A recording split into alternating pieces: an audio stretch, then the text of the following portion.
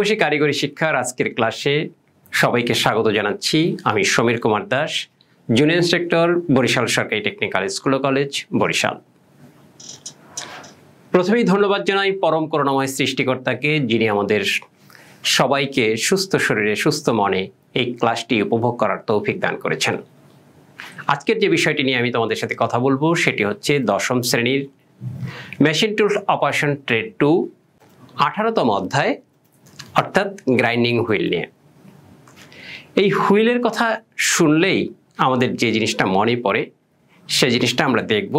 তার আগে দেখে নেই যে আজকের এই ক্লাসটি সঠিকভাবে শেষ করার পরে আমরা কি কি বিষয়গুলো জানবো বা শিখতে পারবো। চলো এক নজরে দেখে নেই আমাদের শিখন ফল। এই ক্লাসটি সঠিকভাবে সম্পন্ন করার পরে আমরা যে বিষয়গুলো জানবো তার ভিতরে রয়েছে গ্রাইন্ডিং হুইল কাকে বলে তা বলতে পারবো, গ্রাইন্ডিং হুইল কত প্রকার ও কি কি তা বলতে পারবো, গ্রাইন্ডিং হুইলের টুইং ও ড্রেসিং এর পার্থক্য কাকে বলে তা ব্যাখ্যা করতে পারবো, গ্রাইন্ডিং হুইলের টুইং ও ড্রেসিং এর প্রয়োজনীয়তা ব্যাখ্যা করতে পারবো। অর্থাৎ এখান থেকে আমরা কয়েকটা জিনিস শিখবো। গ্রাইন্ডিং হুইল কাকে বলে, কত প্রকার কি কি, টুইং এবং ড্রেসিং কি, এটা। তাহলে আমরা একটু দেখে আসি ছোটবেলাকার সেই হুইলগুলো। আমরা ছবিতে 3টি হুইল দেখতে পাচ্ছি, অর্থাৎ একটা টায়ার নিয়ে বাচ্চা খেলছে, আবার একটা বাচ্চা সাইকেলের উপরে বসে আছে। আমার বিশ্বাস তোমাদেরও সেই ছেলেবেলাকার কথা মনে পড়ে গেছে যে এরকম একটি টায়ার নিয়ে খেলছো তোমরা, বা কেউ কেউ সাইকেলে চড়েছ। দ্যাট মিনস হুইলের সাথে কিন্তু তুমি ছোটবেলা থেকেই পরিচিত। কিন্তু আজকের এই হুইল নিয়ে কথা বলবো না। আমরা আজকের যে হুইল নিয়ে কথা বলবো সেটি হচ্ছে গ্রাইন্ডিং হুইল। আমরা স্ক্রিনে কতগুলো হুইলের ছবি দেখতে পাচ্ছি, একটা যদি একটু দেখে নেই, এরপরে এর ভিতরের বিশদ বিবরণ আমরা জানব। প্রথমে আমরা ছবিটা দেখে শুধু হুইলের সাথে পরিচিত হই, অর্থাৎ গ্রাইন্ডিং হুইলের সাথে পরিচিত হই। সুপ্রিয় শিক্ষার্থীরা, তোমরা একটা জিনিস চিন্তা করে দেখো, কোনো ধাতব পদার্থকে ক্ষয় করতে গেলে যে পদার্থ দিয়ে তুমি ক্ষয় করতে চাও সেই পদার্থকে অবশ্যই ওই ধাতব পদার্থে এসে শক্ত হতে হবে। অর্থাৎ কাজ কাটতে গেলে কি লাগবে? হিরে লাগবে, বা কাটিং টুলসটা সেই পরিমাণ শক্ত হতে হবে যেই পরিমাণ শক্ত আমাদের মূল ধাতু, তার চেয়ে অধিক পরিমাণে শক্ত হতে হবে। আমরা বুঝতেই পারছি যে এটি যদি শক্ত না হয় তবে কোনো অবস্থাতেই ধাতব পদার্থকে ক্ষয় করতে পারবে না। তাহলে আমরা একটু দেখে নেই যে প্রকৃতপক্ষে গ্রাইন্ডিং হুইল কি, এটা বোঝার জন্য আমাদের দুইটা জিনিস মাথায় রাখতে হবে। যে এটি একটা কাটিং টুলস। কিসের কাটিং টুলস? গ্রাইন্ডিং মেশিনের কাটিং টুলস। দ্বিতীয় কথাটি হচ্ছে এটি তৈরি হয় সিলিকন কার্বাইড বা অ্যালুমিনিয়াম অক্সাইড জাতীয় শক্ত পদার্থ থেকে। এই দুটো জিনিস মাথায় রাখলে আমরা গ্রাইন্ডিং হুইল কাকে বলে এটা বলতে পারবো। প্রিয় শিক্ষার্থীরা, তাহলে আমরা একটু দেখে আসি গ্রাইন্ডিং হুইলের প্রকারভেদ। এই গ্রাইন্ডিং হুইলের প্রকারভেদ যখন আমরা আলোচনা করব তখন একটা বিড়ম্বনায় পড়তে হয়। অর্থাৎ ব্যবহারিক কাজের জন্য গ্রাইন্ডিং হুইল অনেক রকমের হয়ে থাকে, তাই এটাকে শ্রেণীবিন্যাস করা বা প্রকারভেদ ব্যাখ্যা করা একটু জটিল। তারপরও অনেক কোম্পানি অনেক রকমের গবেষণা করে এটাকে 9টা শ্রেণীতে ভাগ করেছে। কয়টা শ্রেণীতে? 9টা শ্রেণীতে ভাগ করেছে বা 9 ভাগে ভাগ করেছে। আমরা একটু দেখে নেব সেগুলো। আগে একটু দেখে নিই গ্রাইন্ডিং হুইলের প্রকারভেদ কাকে বলে। এটি একটি ইম্পর্টেন্ট প্রশ্ন, তোমরা খাতায় লিখে রাখো এবং শিখে রাখো, কারণ এটি তোমাদের পরীক্ষায় আসবে আমি মনে করি। গ্রাইন্ডিং হুইলের প্রকারভেদ। গ্রাইন্ডিং হুইল ব্যবহারিক প্রয়োজনে বহু আকৃতিতে পাওয়া যায়। অনেক দেশে গ্রাইন্ডিং হুইলের বহুল ব্যবহৃত 9টি আকৃতি স্ট্যান্ডার্ড আকৃতি হিসাবে প্রতিষ্ঠিত হয়েছে। গ্রাইন্ডিং হুইল সাধারণত টাইপ নম্বর দ্বারা শনাক্ত করা হয়ে থাকে। নিম্নে চিত্রসহ বিভিন্ন টাইপের গ্রাইন্ডিং হুইলের নাম উল্লেখ করা হলো। আমরা গ্রাইন্ডিং হুইলের প্রকারভেদটা সংজ্ঞা আকারে শিখলাম। এবার একটু 9টি নাম জেনে রাখবো। খুব কষ্ট করে তোমাদের মুখস্থ করতে হবে না, জাস্ট একটু জেনে রাখো। গ্রাইন্ডিং হুইল কত প্রকার, কি কি? আমরা যদি গ্রাইন্ডিং হুইলের প্রকারভেদ বলতে চাই তাহলে বহু প্রকারের থাকলেও এখন থেকে আমরা এটাকে 9টি স্ট্যান্ডার্ড হিসাবে নিলাম। অর্থাৎ গ্রাইন্ডিং হুইল সাধারণত 9 প্রকার। এই সাধারণত কথাটা লিখতে হবে কিন্তু, কারণ তা না হলে আমরা একুরেট করে বলতে পারছি না যেটা 9 প্রকারই। তাই এই সাধারণত কথাটা লিখে দিতে হবে। প্রথমেই রয়েছে স্টেট বা plain grinding wheel, cylindrical grinding wheel, straight বা প্লেন এক পাশে রিসেস বিশিষ্ট গ্রাইন্ডিং হুইল, স্টেট বা প্লেন উভয় পাশে রিসেস বিশিষ্ট গ্রাইন্ডিং হুইল। এই 4 প্রকার তো শিখলামই, আর রইল কতটা? কয়টা? আর হলো 5টি। আমরা এখন শিখে নেব সেটি। উভয় পাশে টেপার বিশিষ্ট গ্রাইন্ডিং হুইল। ট্যাপার জিনিসটা কি আমরা একটা ক্লাসের মাধ্যমে তোমাদেরকে শিখিয়েছিলাম যে ট্যাপার কি। ট্যাপার হচ্ছে একদিক মোটা আর একদিক চিকন, এটা ধারাবাহিকভাবে ছোট থেকে বড় হয় অথবা বড় থেকে ছোট হয়, এটাকে আমরা ট্যাপার বলি। Straight cup grinding wheel, flaring cup grinding wheel, dish grinding wheel, saucer grinding wheel. আমরা গ্রাইন্ডিং হুইলের 9টি প্রকারভেদের মধ্যে 9টি নাম জানলাম। এবার একটু দেখে নেই গ্রাইন্ডিং হুইলের আকার। অর্থাৎ গ্রাইন্ডিং হুইলের আকার কেমন এই কথাটা বলতে গেলেই আমাকে 3টা জিনিস মাথায় রাখতে হবে। কয়টা জিনিস মাথায় রাখতে হবে? 3টে জিনিস। এই 3টে জিনিসকে মাথায় রেখেই গ্রাইন্ডিং হুইলের আকার বলতে হবে। একটু দেখে নেই সেগুলো কি রয়েছে। গ্রাইন্ডিং হুইলের আকারের লক্ষণীয় দিক মূলত 3টি। বাহ্যিক ব্যাস, অর্থাৎ বাহিরের ব্যাসটা কত বড় এটা আমাকে বলতে হবে। এরপরে রয়েছে পুরুত্ব। গ্রাইন্ডিং হুইল বিভিন্ন প্রকারের পুরুত্বের হয়ে থাকে। যখন আমরা গ্রাইন্ডিং হুইলের আকারের কথা বলবো তখন এর পুরুত্ব কতখানি সেটাও আমাকে বলে দিতে হবে। এরপরে রয়েছে বোর হোল, অর্থাৎ ভিতরে যে ছিদ্রটি রয়েছে এই ছিদ্রটির ব্যাসটাও কিন্তু এই বিবেচনার মধ্যে আনতে হবে। তবে এখন বুঝতে পারছো যে গ্রাইন্ডিং হুইলের আকারের কথা যদি আমরা বলতে যাই সেক্ষেত্রে আমাকে 3টা জিনিসকে মাথায় রেখে এর আকারের কথা বলতে হবে। আমি আবার বলছি, 1 নম্বর হচ্ছে এর বাহিরের ব্যাস, 2 নম্বর হচ্ছে এর পুরুত্ব, 3 নম্বর হচ্ছে এর ভিতরের যে ব্যাস বা বোর হোল। গ্রাইন্ডিং হুইল ট্রুইং, এটি খুব ইম্পর্টেন্ট একটা বিষয়।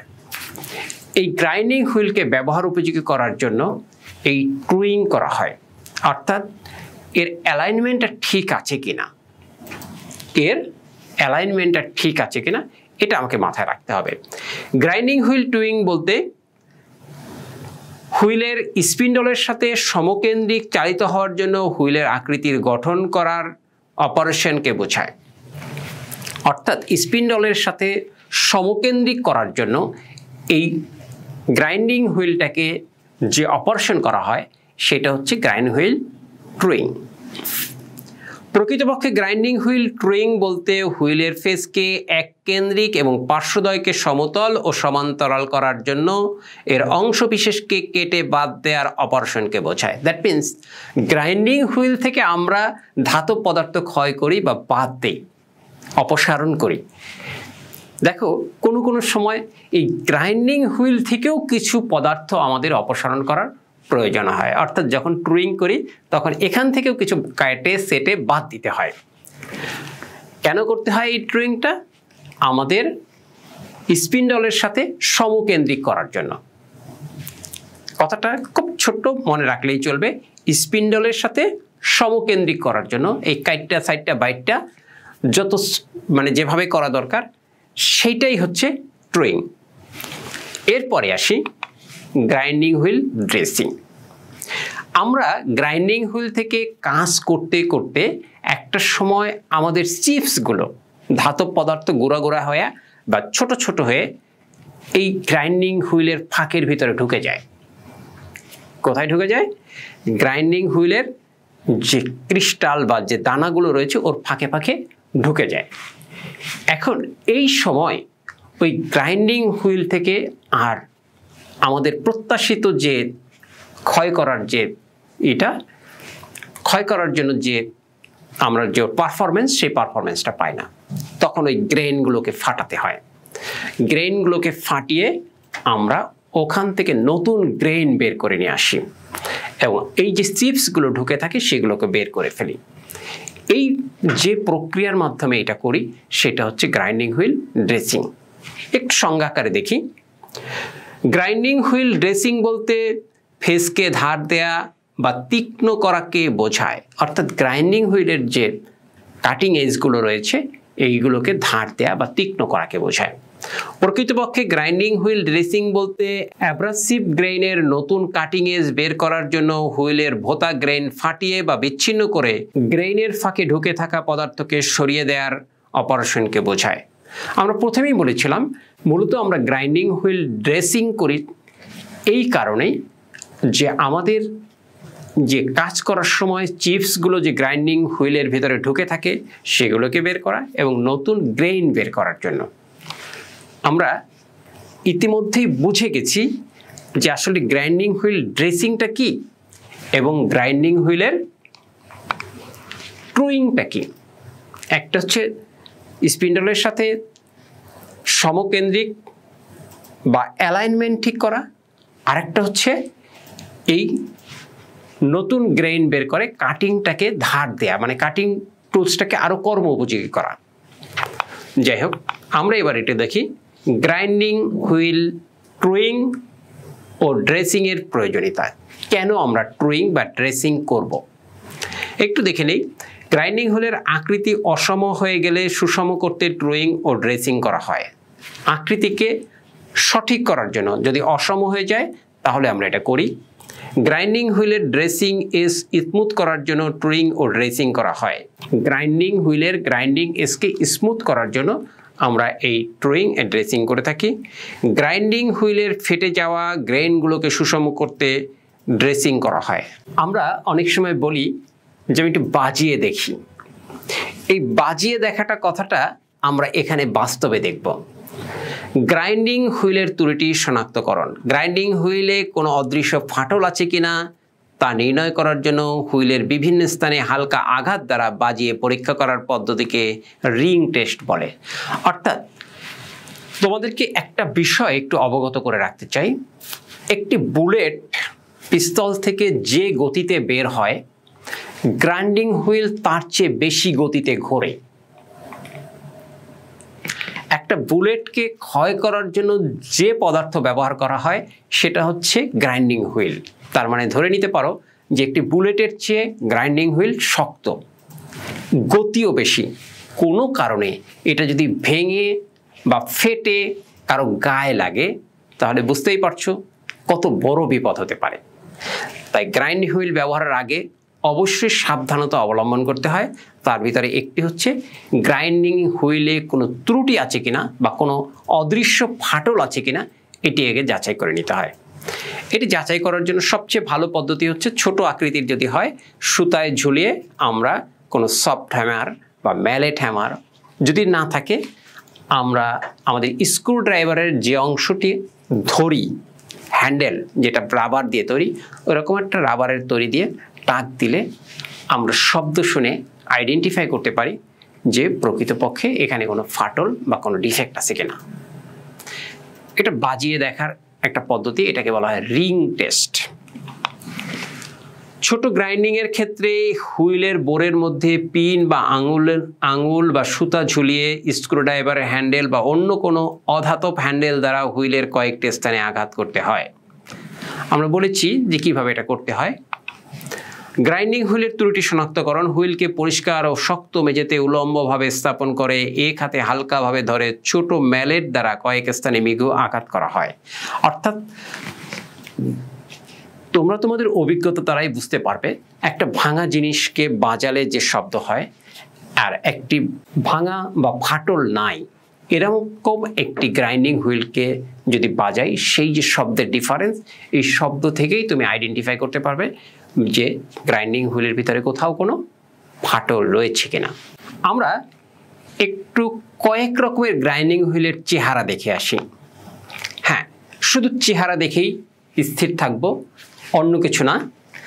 আমরা দেখতে পাচ্ছি ছবিতে বেশ কয়েক রকমের গ্রাইন্ডিং হুইল রয়েছে। তোমরা ব্যবহারিক কাজে বিভিন্ন প্রয়োজনে বিভিন্ন আকৃতির গ্রাইন্ডিং হুইল বিভিন্ন সময় ব্যবহার করে থাকবে। আমার বিশ্বাস তোমরা যেহেতু দশম শ্রেণীতে পড়ো, সেহেতু তোমাদের অনেক রকমের গ্রাইন্ডিং হুইলের সাথে ইতিমধ্যেই পরিচয় হয়ে গেছে। এবারে আমরা গ্রাইন্ডিং হুইলের সবচেয়ে ইম্পর্টেন্ট যে বিষয়টি, অর্থাৎ এই গ্রাইন্ডিং হুইল ব্যবহার করতে যে ধরনের সাবধানতা অবলম্বন করতে হয়, সেই বিষয়গুলো জানব। নিরাপদ গ্রাইন্ডিংয়ের শর্তাবলী। নিরাপদ গ্রাইন্ডিংয়ের শর্তাবলীর মধ্যে প্রথমেই যেটা রয়েছে সেটা হচ্ছে আমাদের চোখকে সেভ করতে হবে। প্রথমেই গ্রাইন্ডিং করতে গেলে গ্রাইন্ডিং মেশিনের গায়েও একটা শেড থাকে বা সেফটি ডিভাইস থাকে, যাতে করে চিপসগুলো উড়ে এসে আমাদের চোখে না আঘাত করতে পারে। শুধু সেই সেফটি ডিভাইসের উপরে নির্ভর করেই আমাদের চলবে না, আমরা অবশ্যই আমাদের চোখে একটি সেফটি গগলস পরিধান করব। এটি অত্যন্ত গুরুত্বপূর্ণ, কারণ সেফটি ফার্স্ট দেন ওয়ার্কস। প্রথমে নিরাপত্তা, তারপরে কাজ। কোনো অবস্থাতেই উইদাউট সেফটি ইনস্ট্রুমেন্ট গ্রাইন্ডিং করতে যাওয়া যাবে না। আমরা যখন গ্রাইন্ডিং করব, অবশ্যই আমাদের সেফটি পিপিই অর্থাৎ পার্সোনাল প্রোটেক্টিভ ইকুইপমেন্টসগুলো যথাযথভাবে ব্যবহার করব। এটি গ্রাইন্ডিংয়ের একটি শর্ত।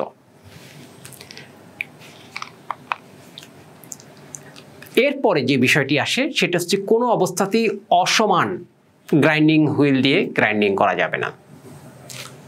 যে গ্রাইন্ডিং হুইলটি আমরা বলি, স্থানীয় ভাষায় বলি টাল, মানে অর্থাৎ অসমান, মানে এটি একেবারে একুরেট নেই, কোনো কারণে এটি আঁকাবাঁকা আছে, সেরকম কোনো গ্রাইন্ডিং হুইলে গ্রাইন্ডিং করা যাবে না। প্রয়োজনে ট্রুইং করে অথবা ড্রেসিং করে আমাদের গ্রাইন্ডিং হুইলটাকে কর্মোপযোগী করে তারপরে কাজ করতে হবে। এরপরে ওয়ার্কপিসকে দ্রুত প্রয়োজনীয় আকৃতির কাছাকাছি নিয়ে আসার জন্য, অর্থাৎ যখন কাজটা খুব র্যাপিড করতে চাই বা খুব বেশি পরিমাণে আমাদের পদার্থ অপসারণ করতে চাই, তখন আমাদের রাফ গ্রাইন্ডিং হুইল ব্যবহার করতে হবে। অর্থাৎ এখানে গ্রাইন্ডিং হুইলের দানাগুলো একটু বড় হবে। গ্রাইন্ডিং করার সময় সঠিক গ্রাইন্ডিং হুইল সহ সঠিক গ্রাইন্ডার নির্বাচন করতে হবে।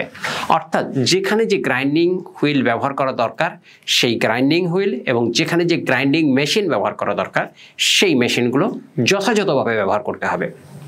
যেখানে মনে করো হ্যান্ড গ্রাইন্ডার দিয়ে কাজ করা দরকার, সেখানে তুমি টেবিল বা মানে বেঞ্চ গ্রাইন্ডিং মেশিন দিয়ে কাজ করতে যাবে না। আবার যে কাজটি মেশিন গ্রাইন্ডিং দিয়ে করা দরকার ছিল, অর্থাৎ টেবিল গ্রাইন্ডিং দিয়ে করার কথা ছিল, সেখানে তুমি হ্যান্ড গ্রাইন্ডিং ব্যবহার করতে যাবে না। ছোট্ট একটি উদাহরণ দিলে তুমি ভালো বুঝতে পারবে। তুমি জব প্রিপারেশনের জন্য হয়তোবা একটি জব নিলে, যেটি তোমার ভি করার দরকার, সেটি তোমাকে অবশ্যই প্যাডেস্টাইল গ্রাইন্ডিং অথবা বেঞ্চ গ্রাইন্ডিংয়ে করা উচিত। তুমি যদি এটি হ্যান্ড গ্রাইন্ডিং দিয়ে করতে যাও, সেখানে বিপদের আশঙ্কা থাকে। শুধু বিপদের আশঙ্কা নয়, এখানে মারাত্মক বিপদের আশঙ্কা থাকে। কোনো কোনো কারণে, আল্লাহ না করুক, কোনো কোনো কারণে অনেক সময় অঙ্গহানিও করতে পারে। যে কারণে তোমাকে মনে রাখতে হবে, যেখানে যে গ্রাইন্ডিং মেশিন ব্যবহার করা দরকার, যে রকমের গ্রাইন্ডিং হুইল ব্যবহার করা দরকার, তুমি সেই নিয়ম অনুযায়ী সঠিক গ্রাইন্ডিং হুইল এবং সঠিক গ্রাইন্ডিং মেশিন, দুটি জিনিসকেই মাথায় রাখতে হবে। সঠিক গ্রাইন্ডিং মেশিন এবং সঠিক গ্রাইন্ডিং হুইল ব্যবহার করতে হবে। সাবধানতা খুবই গুরুত্বপূর্ণ কিন্তু একটা জিনিস, অতএব এখানে অবহেলা করা মোটেই চলবে না। আমরা চলে এসেছি আমাদের ক্লাসের শেষ দিকে। আমরা এখন তোমাদের সাথে একটু যে উদ্দেশ্য বা লক্ষ্যকে টার্গেট নিয়ে, অর্থাৎ আমাদের যে শিখন ফল অর্জন করার জন্য আমরা এই ক্লাসটি করেছি, সেই শিখন ফল অর্জিত হলো কিনা বিষয়টি একটু মূল্যায়ন করতে চাই। তোমরা একটু চিন্তা করো তো, আমরা এতক্ষণ যে বিষয় নিয়ে কথা বলেছি তার ভিতরে গ্রাইন্ডিং হুইল কাকে বলে তা জানতে পেরেছি কি? যদি পেরে থাকি তাহলে আমাদের শিখন ফল একটি অর্জিত হলো। আমরা গ্রাইন্ডিং হুইলের ড্রেসিং কি তা জানতে পেরেছি। যদি জানতে পেরে থাকি তাহলে আমাদের আরও একটি শিক্ষণফল অর্জন হলো। গ্রাইন্ডিং হুইলের ট্রুইং সম্পর্কে জানতে পেরেছি। আমরা যদি এটিও জেনে থাকি এই আলোচনার মধ্য দিয়ে, তাহলে আমাদের সবগুলো শিক্ষণফল অর্জিত হয়েছে। এই পর্যায়ে তোমাদের জন্য রয়েছে ছোট্ট একটি বাড়ির কাজ। একটু দেখে নেই বাড়ির কাজটি কি রয়েছে। বিভিন্ন প্রকার গ্রাইন্ডিং হুইলের নাম লিখো। বিভিন্ন প্রকার বলতে আমরা সেই 9 প্রকারকে বুঝিয়েছি। আমরা গ্রাইন্ডিং হুইল শিখেছিলাম 9 প্রকারের। এই 9 প্রকারের গ্রাইন্ডিং হুইলের নাম তোমাদেরকে লিখতে হবে। এটি লিখে তোমাদের কাছে জমা রাখবে। তোমাদের স্কুল যখন খুলবে তখন তোমাদের শ্রেণী শিক্ষকের কাছে এটি জমা দেবে। ভয় নেই, এই পরিশ্রম তোমাদের বৃথা যাবে না। এখান থেকে আসবে তোমার সেশনাল মার্ক, অর্থাৎ ধারাবাহিক মার্ক, যেটি তোমার মূল মার্কের সাথে যুক্ত হবে।